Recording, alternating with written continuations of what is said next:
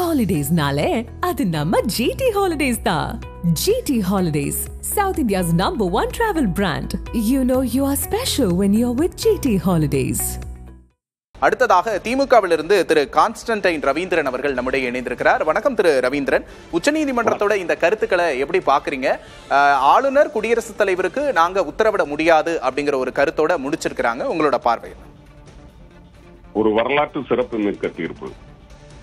ஜனநாயகத்தையும் கூட்டாட்சி தத்துவத்தையும் இன்னும் சொல்ல போனால் மக்கள் அதிகாரத்தையும் ஜனநாயகத்தில் நிலைநிறுத்த வேண்டிய சக்திகள் அத்தனை பேருக்கும் கிடைத்திருக்கக்கூடிய ஒரு வெற்றி.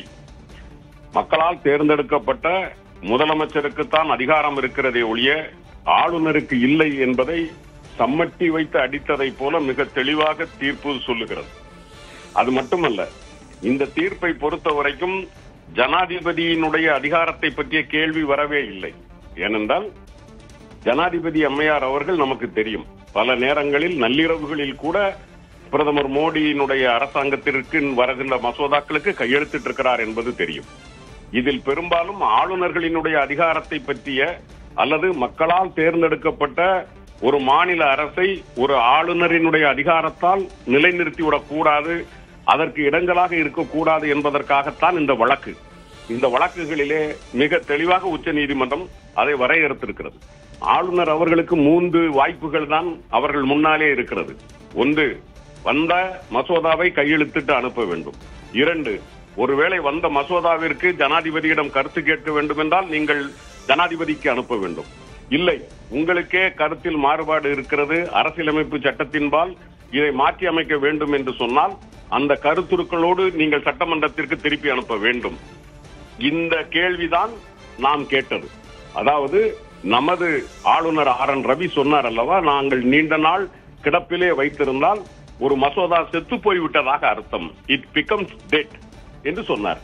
ஆனால் இப்பொழுது உச்சநீதிமன்ற தீர்ப்பு மிக தெளிவாக சொல்லுகிறது, ஆளுநர் RN ரவியோட கருத்துக்கு உச்சநீதிமன்றத்தோட இந்த முடிவு அப்படிங்கிறது பதிலளிச்சிருக்கு அப்படின்றது உங்களோட கருத்தா இருக்கு. நன்றி திரு ரவீந்திரன். அடுத்ததாக அதிமுகவிலிருந்து இன்பதுரை அவர்கள் நம்முடைய இணைந்திருக்கிறார். வணக்கம் திரு இன்பதுரை.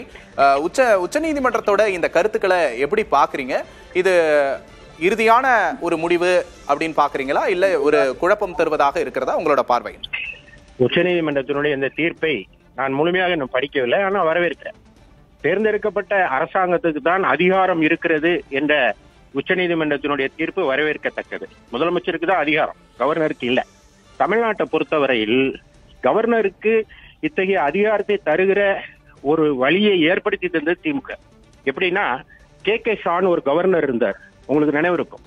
கலைஞர் கருணாநிதி ஷான்னு சொல்ற அளவுக்கு அண்டைய திமுக அரசாங்கத்தோடு மிக நெருக்கம் பாராட்டினார். கவர்னருக்கு வேண்டிய சலுகைகளுக்கு அரசு கொடுத்தது. பின்னால அவரு திமுக ஆட்சியை கலைச்சாருங்கிறது மற்றொரு விஷயம்.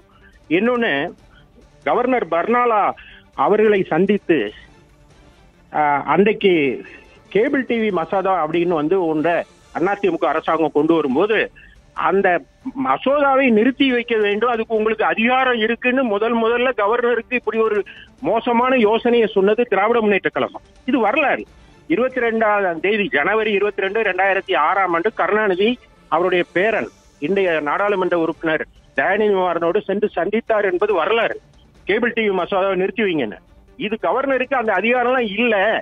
ஒரு அரசு ஒரு சட்டம் ஏற்றினா அது உடனடியா ஒப்புதல் தரணுங்கிறத நிரூபித்து காட்டியது அதிமுக. அதுக்கு 2 விஷயங்கள் இருக்கு. ஒன்று, 7.5 என்று இடஒதுக்கீடு வரும்போது அதுக்கு கவர்னர் ஒப்புதல் தராம இழுத்தடிக்கிற போது எக்ஸிக்யூட்டிவ் பவர் நிறைவேற்ற முடியும், 162 அதை நிறைவேற்ற முடியும்னு நிறைவேற்றி காட்டியது அதிமுக அரசு, அண்ணன் எடப்பாடியார். அதுவும் வரலாறு. அது மட்டும் இல்லாம சென்னாரெட்டி கவர்னரா இருக்கிற போது அதிமுக அம்மா தலைமையிலான அதிமுக அரசை கலைச்சிருவேன் ஒரு முறை பேசிக் கொண்டு தெரிந்தார். அவர் மீது வழக்கு தொடர்ந்தது அதிமுக. இப்பவும் நீங்க நீதிமன்ற புத்தகங்கள்ல பார்க்கலாம், சென்னாரெட்டி வெர்சஸ் செண்பகமூர்த்தின்னு ஒரு வழக்கு இருக்கு. அந்த வழக்கை தொடுத்தது நான் தான். அந்த வழக்குல நான் தான் வழக்கறிஞர். அதுல கவர்னருக்கு எதிராக வழக்கு தொடுக்க முடியாது என்ற ஒரு நிலை இருக்கிற போது முதல்ல வழக்கு தொடர்ந்து அது மெயின்டெனபிள்னு ஒரு உத்தரவை பெற்றது அதிமுக. இன்றைக்கும் அது நீதிமன்ற பதிவேடுகள்ல இருக்கு. நிச்சயமா அதிமுக காலத்திலுமே ஆளுநர் மற்றும் அரசுக்கு இடையே நிறைய முரண்பாடுகள் நடந்திருக்கு. பல்வேறு உதாரணங்கள் வழியா பல கருத்துக்களை சுட்டி காட்டினீங்க. உங்களோட கருத்து பகிர்வுக்கும் நன்றி திரு இன்பதுரை. ஹாலிடேஸ்னாலே அது நம்ம GT ஹாலிடேஸ் தான். GT holidays, South India's #1 travel brand. You know you are special when you're with GT Holidays.